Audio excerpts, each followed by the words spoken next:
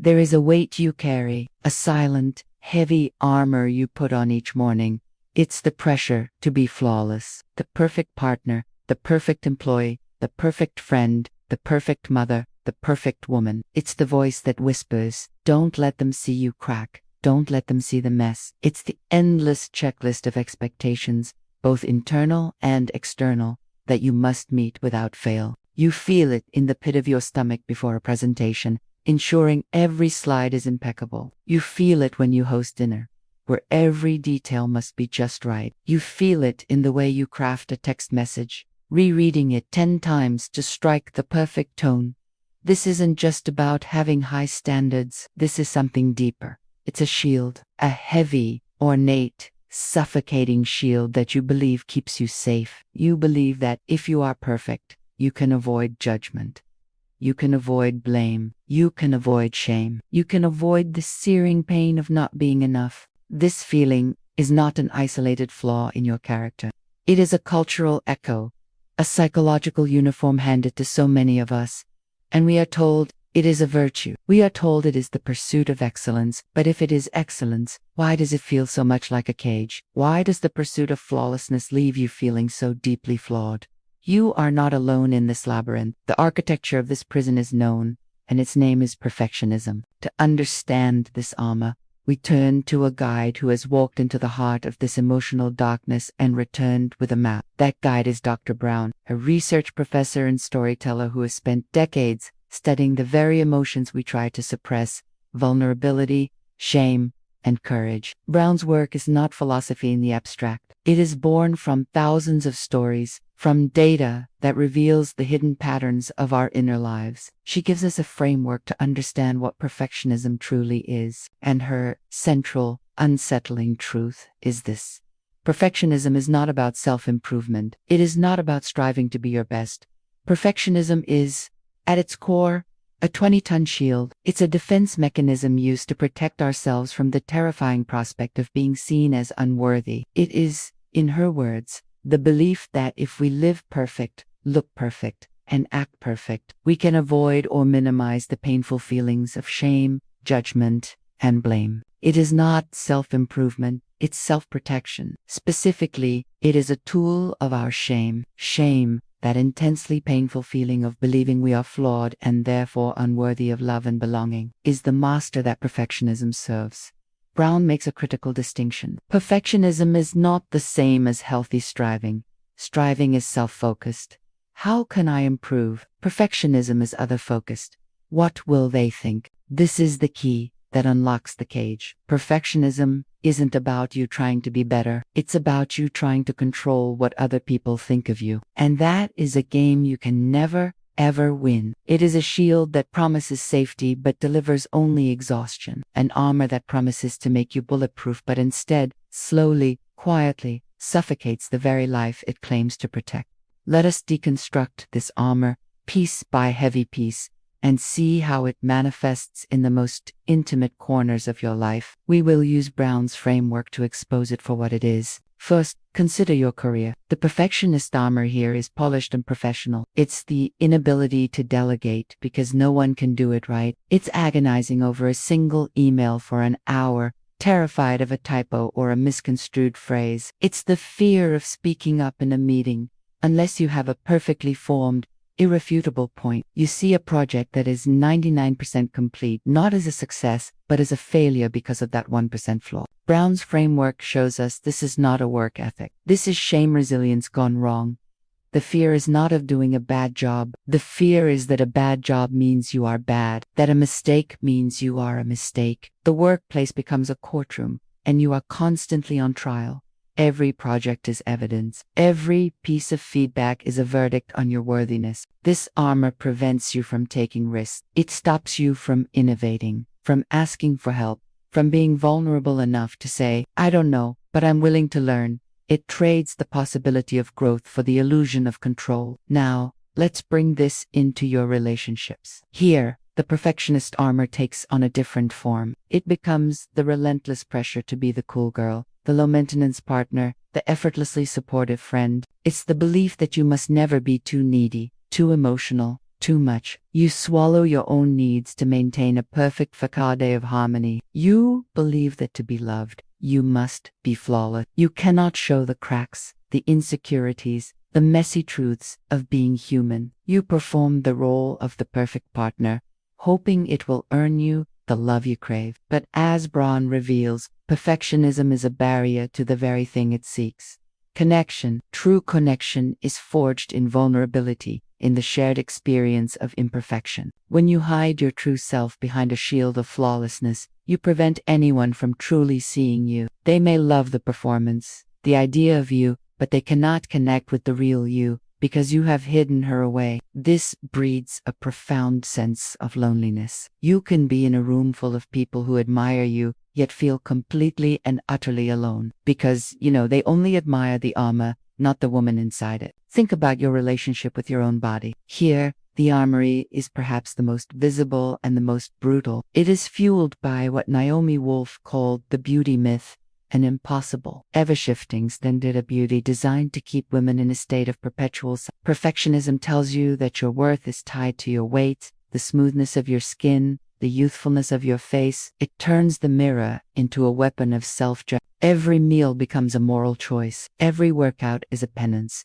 Every photograph is an opportunity for critique. You are at war with your own physical form, believing that if you can just perfect it, you will finally feel worthy. Brown's research pierces through this illusion. She asserts that this is shame in its most primal form. The world tells you your body is a project to be fixed, and perfectionism becomes the merciless project manager. It disconnects you from the joy of embodiment, from the pleasure of movement, from the simple miracle of being alive in your skin. The armor of the perfect body robs you of the peace that comes from accepting the body you have. And finally, let us look at the role of motherhood. For those who are mothers, this is where the armor of perfectionism can become almost unbearably heavy. The perfect mother myth is one of the most insidious constructions of our time. She is endlessly patient. Her home is immaculate. Her children are well behaved. She has a thriving career, and she bakes organic muffins, all without breaking a sweat. This impossible standard creates a culture of shame and silence. Mothers are afraid to admit they are struggling, that they are exhausted, that they sometimes feel lost. They fear that admitting to imperfection in motherhood is the ultimate failure as a woman. So they wear the armor, they smile through the exhaustion, they curate the perfect family photos for social media, they hide their tears in the pantry. Brown's work is a lifeline here. It tells us that what children need is not a perfect mother, but a real one. A mother who can model self-compassion, who can apologize when she makes a mistake, who can show them that it's okay to be imperfect. The armor of the perfect mother doesn't protect the children. It creates a distance. It teaches them that emotions should be hidden and that mistakes are unacceptable. It passes the legacy of perfectionism down to the next generation. Across all these domains, career, relationships, body image, a painful feeling or fear arises. The fear of being judged, of being left out, of being deemed unworthy. Shame whispers, "This is because you are not good enough." And perfectionism answers, "Don't worry, I will protect you. I will make you bulletproof. Just do everything perfectly, and no one will ever hurt you again." It is a liar. It is a con artist of the soul. It promises to earn you worthiness, but worthiness is not something that can be earned. According to Brown, worthiness is your birthright. The armor does not keep pain out. It locks it in. It traps your shame, your fear, and your vulnerability inside, where they fester in the dark. It prevents you from being seen, from connecting, from daring greatly. It promises you a world without judgment, but delivers a life without joy. It is a gilded cage, and you have been holding the key all along. The moment of liberation does not come from a grand external battle. It arrives in a quiet, internal shift of perception. It is the moment you see the armor for what it is. It is not a symbol of your strength, but a monument to your fear. It is not the path to worthiness, but the primary obstacle to it. The central, liberating truth that Brown offers is this: vulnerability is not weakness. It is our most accurate measure of courage.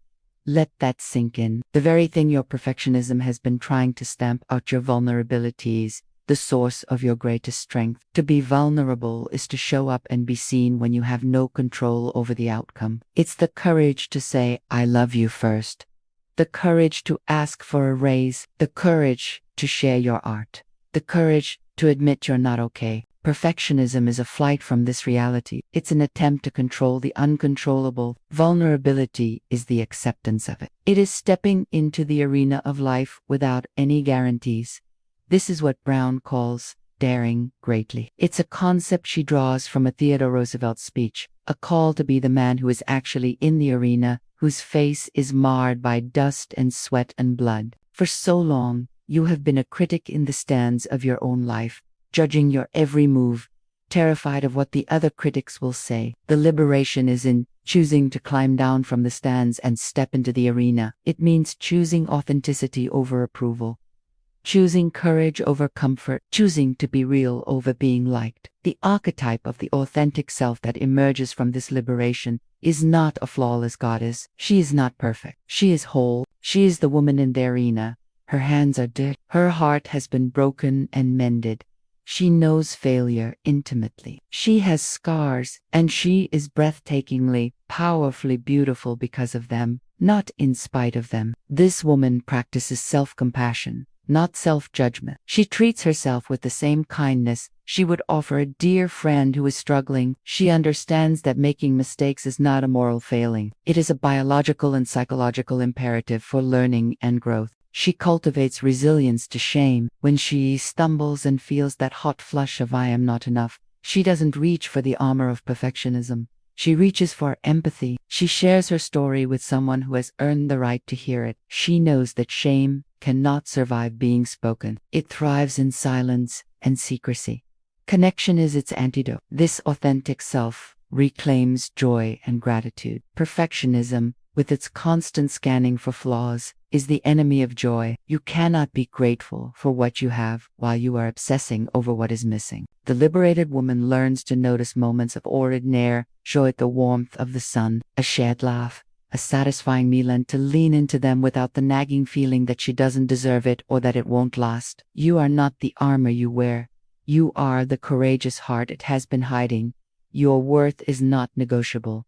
This is the recognition, the anagnosis. The armor is a construct. It is a heavy costume you were taught to wear, and you can, piece by piece, decide to take it off. Knowing this is one thing. Living it is another. The integration of this truth is not a quick fix. It is a practice. It is a return, again and again, to a new way of being. This is not a challenge to become imperfect. You already are. This is a challenge to own your imperfection, to embrace it as the source of your humanity and your power. The first step in this integration is awareness. Simply begin to notice the voice of perfectionism. When does it show up? What triggers it? What does it tell you? Don't judge it.